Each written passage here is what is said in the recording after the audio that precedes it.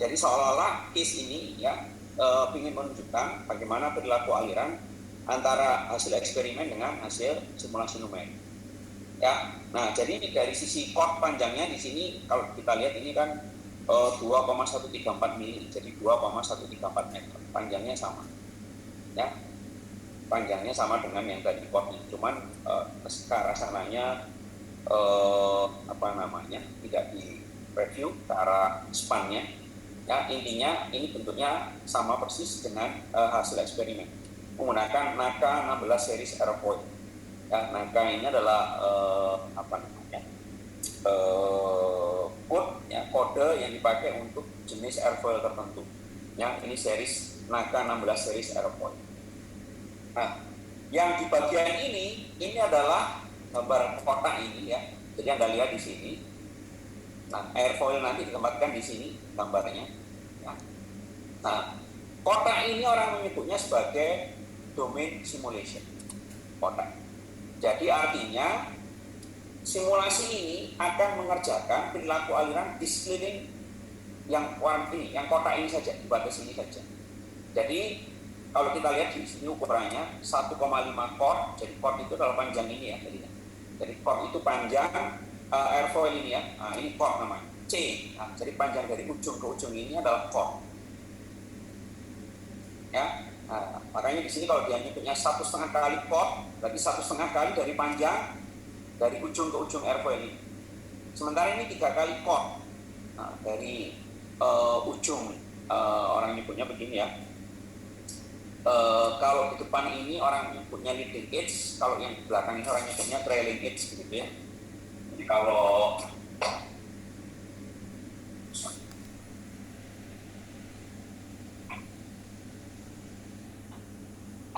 polisi kalau gambar demikian ya, kalau sebetulnya misalkan seperti ini. Pesanannya adalah span.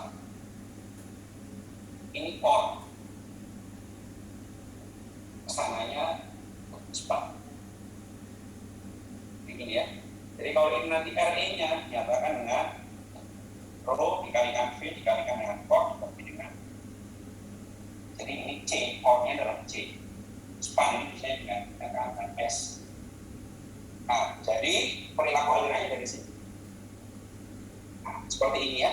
Nah, di sini domain simulasinya kita lihat ya. Jadi ke depan dan belakang 1,5 kali chord, ke belakangnya 3 chord, kemudian ke atasnya 1,5 chord, ke bawahnya 1,5 chord. Ya. Nah, jadi ini adalah gambarnya ya. Jadi ini water tunnel test seksinya 13 meter kali 3,05 meter kira-kira. Jadi ini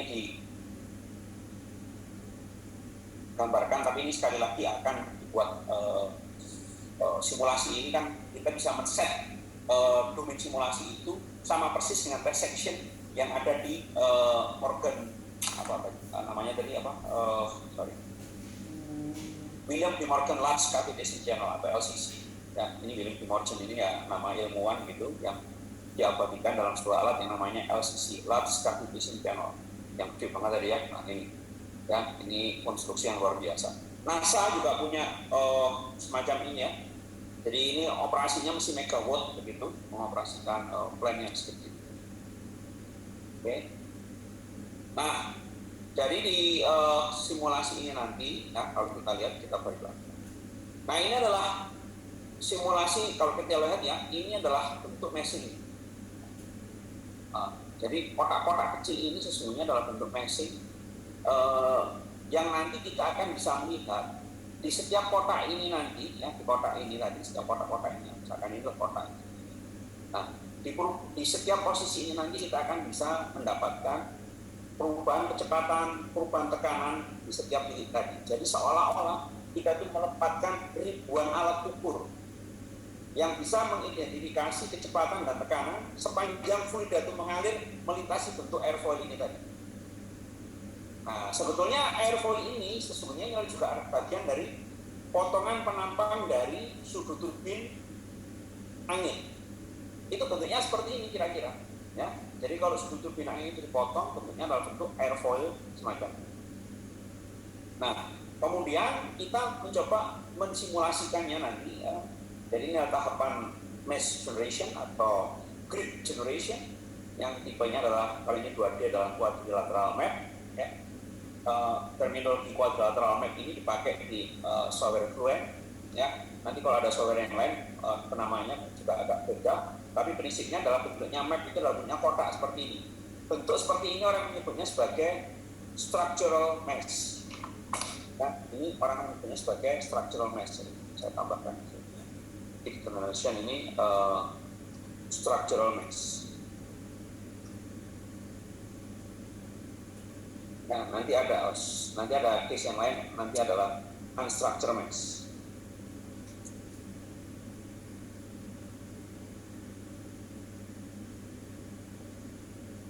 Nah, jadinya contoh dari structural mesh. Oke.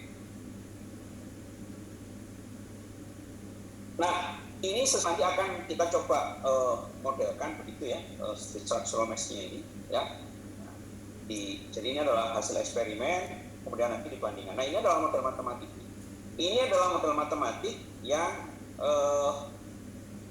di atas itu adalah continuity, yang di bawah itu adalah momentum equation, yang atas continuity equation.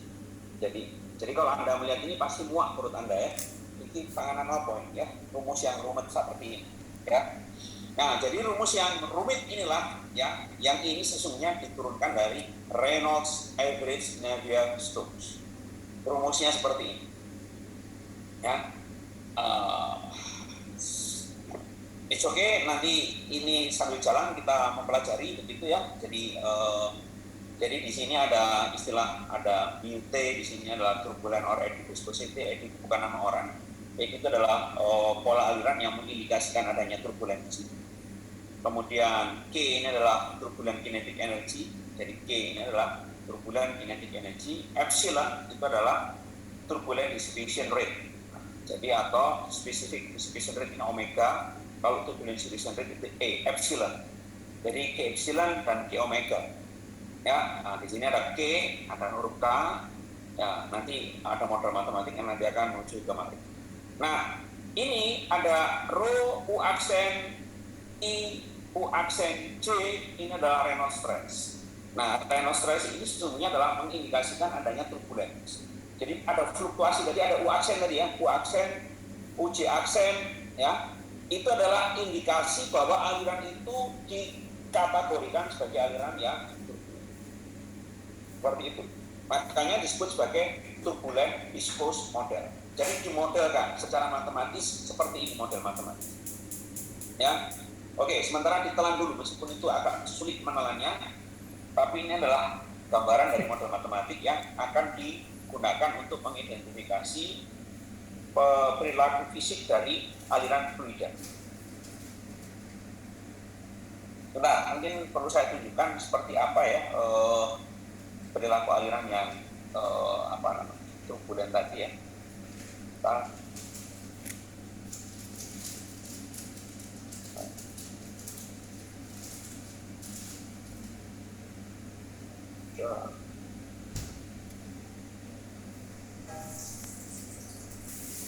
Nah, jadi begini kalau kita menuliskan what is turbulence, oke saya share kepada Anda semua. Sebentar ya.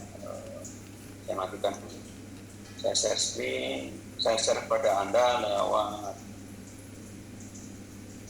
WhatsApp group.